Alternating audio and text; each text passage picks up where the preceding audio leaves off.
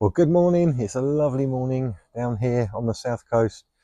This job, I'm going to be creating a new wildlife pond. There is a remnants of a pond here. It's got paving around the outside, which obviously can become that's got quite steep sides, and it's long since drained. It's had a quite severe leak at some point. So a customer called me in a few months ago. I've just had time now to come round and do this job for them. So I'm going to get this all cleared. This will become a lovely wildlife pond. I'm going to turn the camera around and show you what's what. So here is the existing X pond, shall I say. So first things first, I will be removing all of these old pavers around the outside. This is obviously holding the old liner down, and the customer really would like this to become a wildlife pond. So there's going to be no moving water. It's going to be a traditional still pond. As you can see, these sides here are quite steep, which isn't very wildlife friendly at all. If anything falls in, it's not getting out. So first things first, once this is all cleared, we'll be reshaping this. It's going to become gently sloping sides all the way around with a deeper well section in the middle with some boulder retainers. Get a lily down there. All those rocks are going to become habitat for amphibians in the deeper parts. We'll have the marginal planting, and then we're going to sow it all with a wetland seed mix to finish. As you've seen me do numerous times before, this should be a nice project. Let's get clearing. Okay, so that is all the perimeter of the slabs removed. You can see the edge of the liner, and you can also see the classic old-fashioned English way of doing things. A bit of carpet is underlay, which is no good because after a little while it perishes, and then the liner is against the stones and the rocky ground underneath. Oh, someone's just caught my eye down there. Little frog. One thing I've got to be careful of when I'm going through digging this is obviously checking for wildlife. There potentially newts and frogs and all sorts in here that I've got to be careful to keep to one side. Anyway, I digress. So yes, using carpet as an underlay was a classic way of doing things here in England. It's no good. Professional pond builders like myself, we use a strong fleece underlayment followed by the EPDM liner, followed by a fleece overlayment, so your liner is protected and sandwiched in between. Right, let me start clearing a little bit of these plants. I want to keep some of these. Some of these are going to be going because I need to do my age work.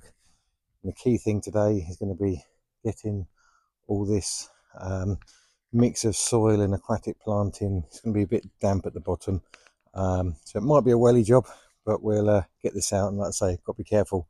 Frogs and newts and everything else is going to be hiding inside there.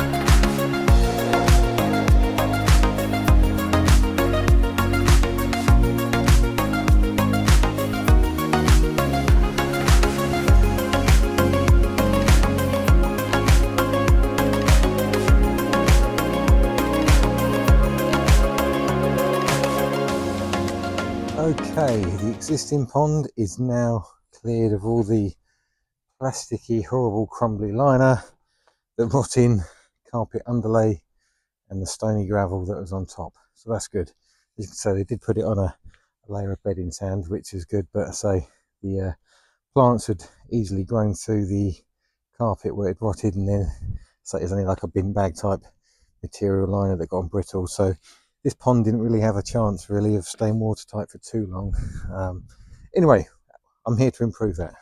So what I'm going to do now, you probably can't see from this camera angle, well, you probably can actually now. This pond, existing pond, has got a slope down here, so deep end, low end. I quite like that, so I'm not going to mess around too much with that. So what I'm going to be doing is digging out a deeper well section. I'm going to go down to about 80-90 centimeters as a section. That's going to be surrounded by some boulder retainers to keep the low nutrient subsoil that I line this pond eventually with from migrating its way down. It also acts as hidey holes and habitat for amphibians, giving them a place to hibernate during the cold months. If this does freeze, they'll be perfectly okay under there. So once I'm digging that out, first of all, I'm going to be filling in these corners. I don't like square corners on a pond. It does horrible things to the liner. Also, I don't want this rectangle shape for the pond. So I will be slicing down this edge here, creating an angle. I want a sloped edge into the pond. So I'll be doing that all the way around. The stony material I'll be getting rid of. Hopefully when I get below here, it's going to be a bit better soil. I'm going to start using that like I've started doing here, just to pack these corners up. Once I've got them compacted to a nice shape, then I'll be cutting them away again. Sounds a bit counterproductive, but it is, believe it or not, harder to add soil to shape than it is to cut away from a blank canvas. So I need to sort of pack it around the edges, firm it all in with my tamper. That'll be doing that tomorrow, and then cut it away to get the shape I want. So it's a bit more of a natural shape rather than this kind of swimming pool-esque rectangle. Right, let's crack on.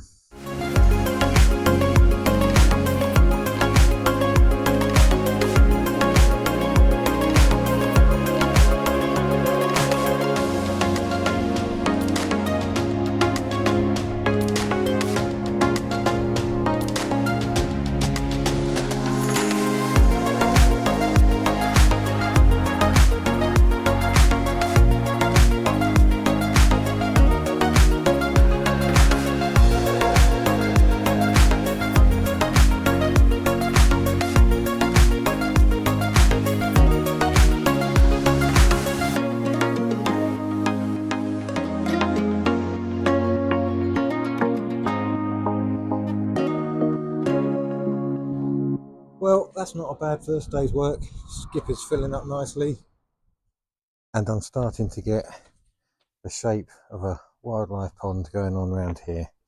That'll do me tonight. I'll be back here in the morning. Okay, I am dug down to my required depth. We've got a deep section, slightly less deep section, and then we've got the shallowed out banks, and obviously I can grade that with the low nutrient subsoil on top of the liner. So this has been tamped and raked. Because it's quite stony ground here, I'm actually going to use 2 layers of the protective fleece just for cheap insurance, really. So we're going to have 2 layers of the underlayment, then the 1mm EPDM liner, and then a layer of overlayment fleece on top, and we can start loading in the subsoil.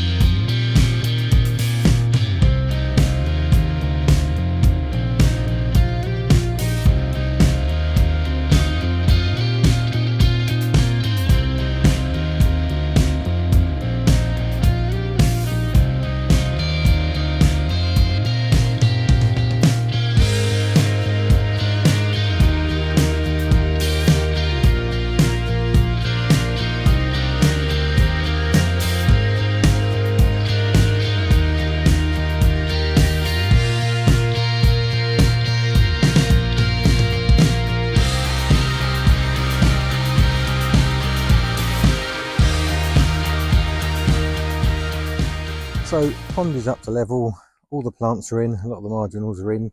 I'll run through what I planted. Tomorrow the bulk of the cobble beach section is in. I've got some extra stones to build out here, and obviously all this edging. I'm going to put some landscaping mulch between where I've got that log where the customers creating their rockery area there, just to add a bit of colour change, really, bit of this extra bit of habitat as well. But how I'm leaving it today is, as you can see, I've got all this liner edge exposed. I've trimmed it round, but in essence I've created a bowl, so all the water is sat inside that liner. The overlay fleece is cut short of the actual EPDM liner, which means none of the water can escape out through wicking. So I'm going to leave this tonight now. So still a bit of sunshine here, so I potentially could lose a tiny amount due to evaporation. It is quite hot today, but as a rule I know now that when I come back in the morning my water level is nearest damn it where it is now. I'm all good and I can get this edge work done. Well, good morning, last day here.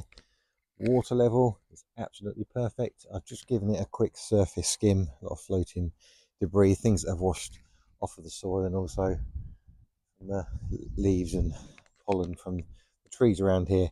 Obviously the water is still going to be clear and there's a lot of sediment still in suspension from the soil, but that will settle down. Another sort of 3 or 4 days that will be crystal clear in there. Right, let's get this edging work done. So the pond is all done, all the edging is there. As you can see, I've added some logs and some stumps, some decorative mulch. I've even mulched in between the customer's rockery, which they've still got to finish, but it just helps tidy that up a little bit. We've got the cobble beach section over to the right and all the planting. So with regards to the planting, you saw me put in the pot, the only thing that I do put in the pot is a lily because of how invasive the roots get. So I've got a lovely white flowering lily in this pond, and then I've got 2 further deeper water plants. I've got the Orontium aquaticum. I've had this in my pond before I moved house. I really like this one. It almost sounds like a bit of a horrible thing to say, but when it flowers they look like almost like cigarettes coming out of the water. They've got these white tubes with these yellow tips, but they are fantastic, and they do attract a lot of pollinators to them, and that grows to quite a decent size. So that likes to be anywhere up to about 45 centimeters depth, which is where I've put it. And also I've got a water hawthorn down below as well, so that's going to grow and spread, and that likes to be between sort of a foot to 2 feet deep. Everything else is marginal. I've got some grassy arrowheads, I've got some purple loosestrife over on the far side because they grow quite tall, the lovely purple spires which attract pollinators. I always put them on the rear view inside because they can become a bit of a view blocker, but they grow really well. You've seen me do videos on those before.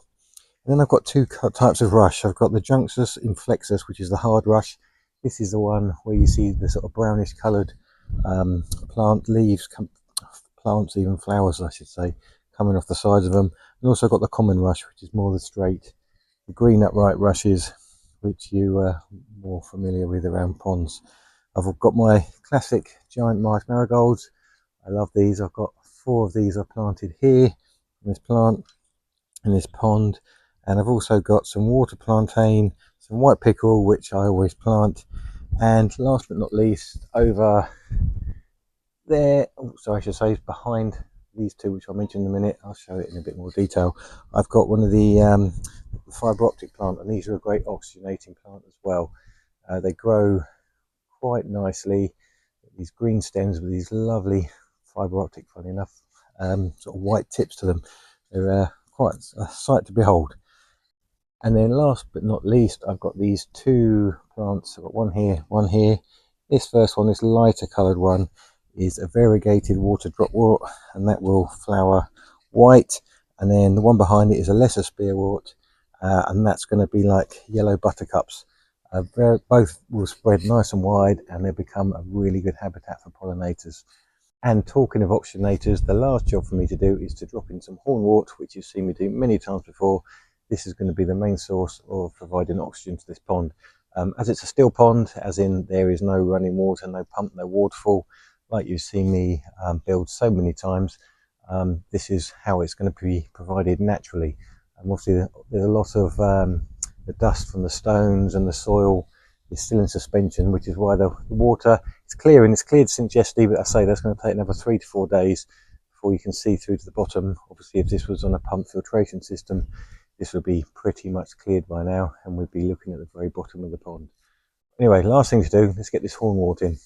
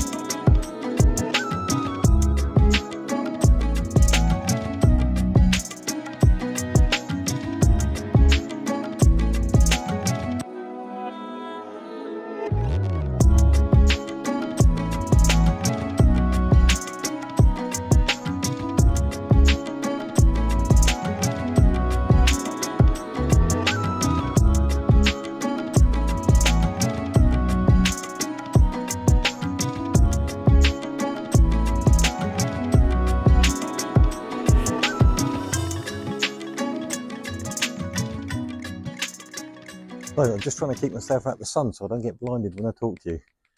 As always, thank you very much for watching. Hope you found this interesting. If you'd like something like this created in your garden, an absolute amazing habitat for all sorts of wildlife. Amphibians are going to love this, pollinators. We've got obviously the birds that have been coming in to wash and to drink. The mix of the water, the plants, the mulch, the soil, the rock, the logs, the cobbles, everything is going to provide slightly different habitat for many different organisms to grow on, and that's obviously going to attract different members of our wildlife community to come in obviously, and feed upon them as well. So it's an amazing thing to keep mixing up all your materials. Don't just do it with rock, don't just do it with wood, mix it up a bit. You're going to sort of cater for everything that we've got out there in our environment. Anyway, till the next one, see you later.